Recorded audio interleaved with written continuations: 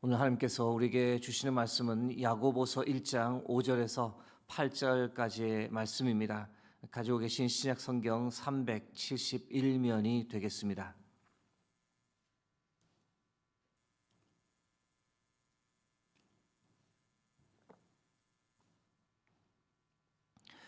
허락하신 말씀 교독하겠습니다.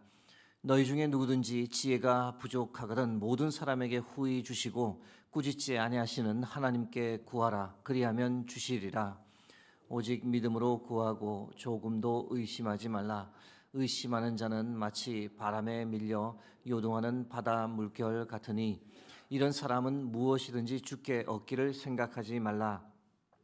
마음을 품어 모든 일에 정함이 없는 자로다. 아멘. 오늘은 두 마음을 품지 말라란 제하에 여러분과 말씀을 나누겠습니다. 오늘 본문의 배경을 간단히 설명드립니다. 믿는 유대 그리스도인들이 로마 제국 곳곳에 흩어져 살았는데 예수님을 믿는 믿음 때문에 핍박을 받았습니다. 이런 핍박과 박해의 상황을 시험을 당하거든이라고 야고보가 표현합니다. 시험을 당할 때 야고보가 어떻게 하라고 명령합니까? 첫 번째는 온전히 기쁘게 여기라고 말합니다. 1장 2절 말씀입니다. 내 형제들아 너희가 여러 가지 시험을 당하거든 온전히 기쁘게 여기라. 환난과 핍박 속에서도 하늘의 소망을 두고 살면 믿음을 끝까지 지킨 이들에게 하나님께서 하늘의 상을 주실 것을 바라보면 이 땅의 고난, 고통 잠시요 또 우리에게 주어질 영광은 영원할 것이기에 이 땅의 고난, 고통을 넉넉히 이길 수 있다라고 야고보가 말합니다. 시험을 당하거든 두 번째는 인내를 온전히 이루라고 말합니다. 1장 4절 말씀입니다. 인내를 온전히 이루라. 이는 너희로 온전하고 구비하여 조금도 부족함이 없게 하려 함이라. 신앙생활하면서 우리에게 꼭 필요한 덕목 인내입니다. 우리가 마주한 이 신앙의 경주를 끝까지 완주하려면 꼭 필요한 것이 인내입니다. 고난 중 인내하면 우리의 성품과 신앙이 성숙해지고 완전해집니다. 그러므로 우리가 마주한 시험, 시련의 상황에서도 끝까지 인내하기를 간절히 바랍니다. 시험을 당하거든 세 번째, 하나님께 지혜를 구하라고 말합니다. 1장 5절 말씀입니다. 너희 중에 누구든지 지혜가 부족하거든 모든 사람에게 후히 주시고 꾸짖지 아니하시는 하나님께 구하라. 그리하면 주시리라. 시험, 환난, 고난에 맞닥뜨릴 때 우리의 마음이 흔들립니다. 그럴 때 사탄, 악한 영들이 우리의 생각에 불평, 불만의 마음을 심어줍니다. 하나님이 계시다면 왜 이런 고통이 내게 일어나는 것인가? 하나님은 날 사랑하지 않는다. 하나님은 계시지 않는다. 하나님께 지혜를 구하지 않으면 우리가 이런 마음 가지게 되고 쉽게 무너질 수 있습니다. 그렇게 되지 않기 위해서 하나님께 나가 지혜를 구하라라고 야고보가 말합니다. 하나님, 왜 이런 시험들이 내게 오는 것인지요? 이 상황에서 제가 어떻게 해야 하는 건지 지혜를 주십시오. 견딜 수 있는 힘을 주십시오. 사단의 거짓 유혹에 흔들리지 않도록 나의 마음과 생각을 붙잡아 주시옵소서. 이렇게 기도하며 나갈 때 지혜를 구할 때 우리에게 있는 어려움과 역경을 넉넉히 이기게 된다는 겁니다. 시험을 당할 때 우리가 해야 할 세 가지 요약하면 온전히 기쁘게 여기라, 인내를 온전히 이루라, 하나님께 지혜를 구하라입니다. 사랑하는 성도 여러분, 어려운 때일수록 온전히 기도하고 인내하고 하나님께 지혜를 구하며 고난의 시간을 잘 극복해 나가길 주의 이름으로 축복합니다. 야고보가 이 세 가지를 언급하며 마지막에 하나님께 기도할 때 조심해야 할 자세에 관해 한 가지를 언급합니다. 그것이 무엇일까? 기도할 때 두 마음을 품지 말라는 겁니다. 야고보서 1장 8절 말씀입니다. 두 마음을 품어 모든 일에 정함이 없는 자로다. 야고보가 의미하는 바가 과연 무엇일까요? 주님 지혜를 주십시오. 주님 주실 줄 믿습니다라고 고백했는데 다른 한켠에서 이런 생각이 드는 거죠. 정말 주실까? 주시지 않으면 어쩌지? 주시지 않으면 뭐 어쩔 수 없고. 여러분, 기도하며 가지는 이런 자세를 어떻게 비유할 수 있을까? 그런 생각이 들었는데요. 한 자녀가 아빠에게 와서 말합니다. 아빠, 나 이거 필요해요. 여러분, 그럼 아빠가 어떻게 할까요? 당연히 이 자녀의 필요를 해결해 주기 위해 온갖 노력을 다합니다. 그게 부모의 마음입니다. 우리를 향한 하나님 아버지의 마음도 결코 다르지 않습니다.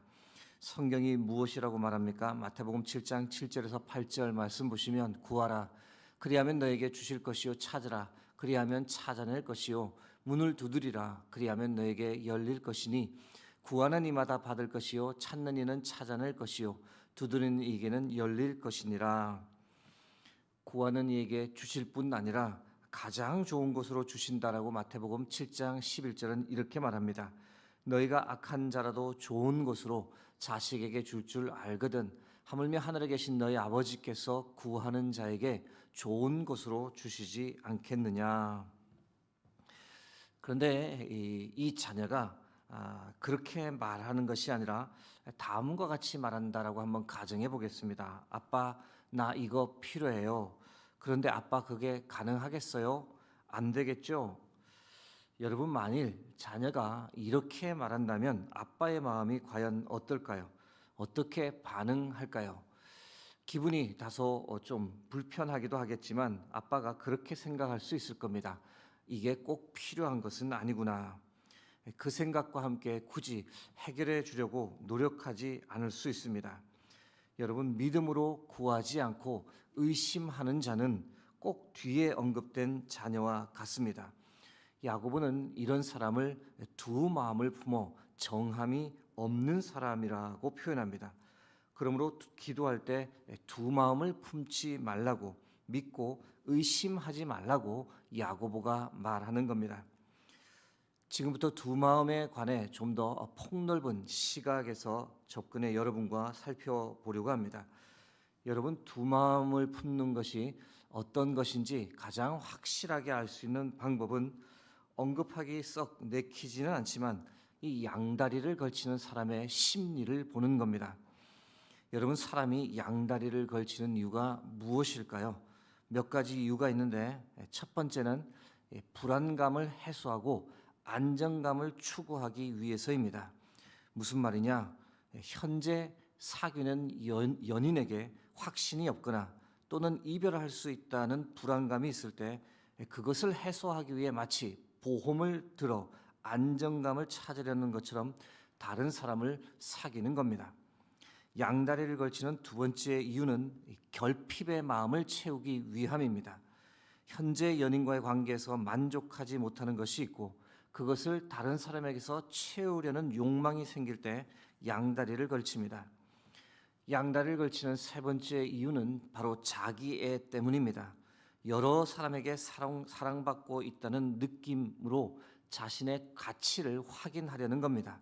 특히 자존감이 낮은 사람일수록 이런 행동을 통해 자기애를 채우려 합니다. 양다리를 걸치는 네 번째 이유는 통제력과 우월감을 느끼기 위해서입니다. 여러 이성을 동시에 관리하는 것으로 통제력을 느끼고 자신이 매력적이다라고 생각하며 우월감을 느끼는 겁니다. 여러분, 양다리를 걸치는 이 사람들의 심리를 우리 신앙생활에 대입해 보겠습니다. 안타깝지만 오늘 이 시대는 양다리 신앙인이 참 많습니다.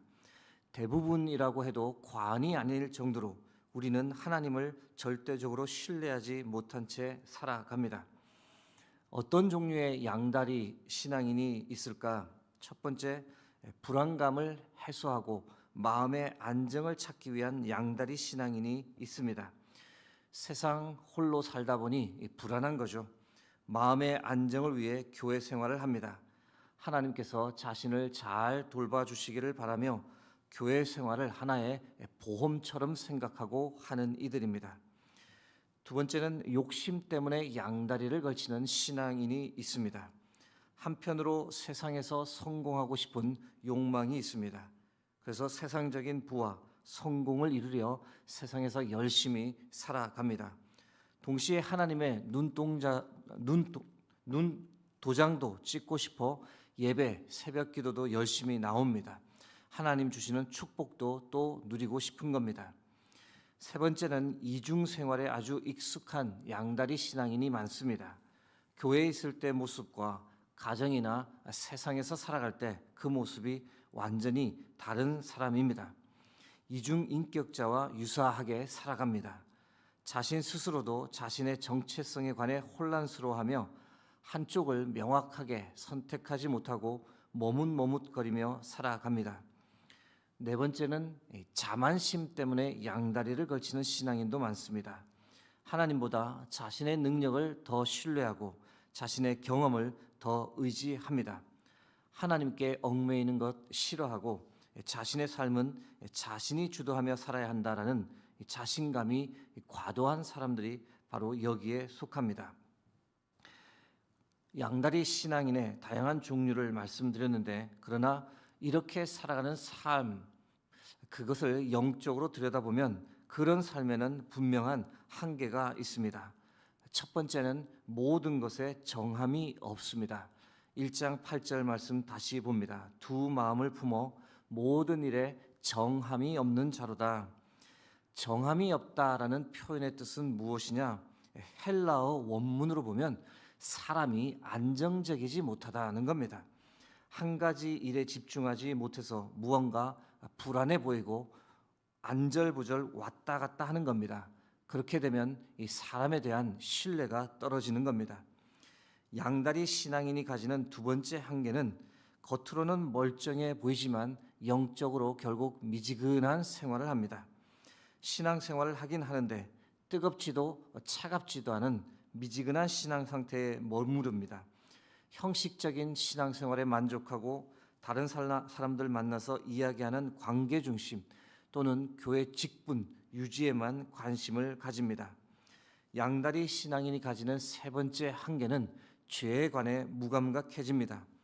이중생활 지속하면 나중에는 그것이 당연한 것이라 생각하고 죄에 대한 감각이 둔감해집니다.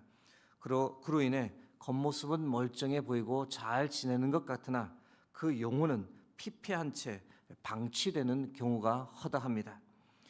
양다리 신앙인의 한계 네 번째는 말씀에 순종하지 않습니다. 말씀을 읽지도 않을 뿐더러 말씀에 순종하는 것이 무엇인지도 모르고 중요하게 생각하지도 않습니다. 부담 없는 선에서 교회 생활을 하고 전적인 헌신을 하지는 않습니다. 그러므로 신앙의 열매를 전혀 맺지 못합니다. 양다리 신앙인의 마지막 한계는 하나님의 도우심을 결국 누리지 못하고 하나님의 구원에서 멀어집니다.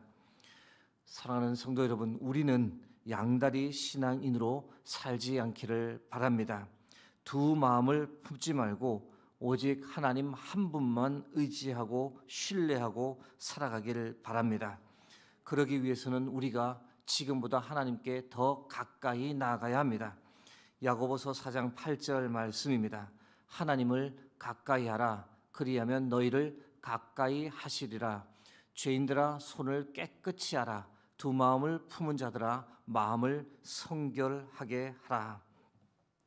여러분, 세상이 아니라 우리 자신이 아니라 우리의 경험이 아니라 우리가 과거에 이룬 업적을 의지하는 것이 아니라 여호와 하나님 한 분만 의지하고 하나님 한 분만 자랑하는 인생 되기를 바랍니다. 그러면 우리가 복을 누리지 말라고 해도 복을 누리게 되고 열매를 맺지 말라고 해도 열매 맺는 삶을 살게 됩니다. 예레미야 17장 7절에서 8절 말씀입니다. 그러나 무릇 여호와를 의지하며 여호와를 의뢰하는 그 사람은 복을 받을 것이라. 그는 물가에 심어진 나무가 그 뿌리를 강변에 뻗치고 더위가 올지라도 두려워하지 아니하며 그 잎이 청정하며 가무는 해에도 걱정이 없고 결실이 그치지 아니함 같으리라. 사랑하는 성도 여러분, 두 마음을 품지 말고 오직 하나님 한 분만을 우리 마음에 모시고 하나님 한 분만을 의지하며 살아가는, 그래서 하나님 주시는 풍성한 은혜와 축복과 하늘의 열매를 맺고 살아가는 저와 여러분 되길 주의 이름으로 축복합니다. 함께 기도하겠습니다.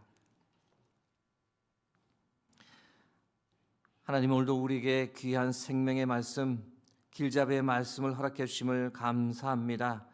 말씀을 통해 우리가 이 땅을 살아가면서 두 마음을 품고 살아가고 있지 않은지 우리 자신을 점검하며 주 앞에 섭니다. 하나님, 두 마음 품었던 것, 정결하지 못한 마음들 다 버리고 오직 하나님 한 분만 섬기고 하나님 한 분만 의지하고 하나님 한 분만 자랑하며 살아가게 하옵소서. 그래서 주께서 우리에게 주신 하늘복, 신령한 복을 풍성히 누리며 하나님의 은혜 아래 거하는 복된 삶을 살아가게 하옵소서. 모든 영광을 주께 드립니다. 감사드리며 예수 그리스도의 이름으로 기도드립니다.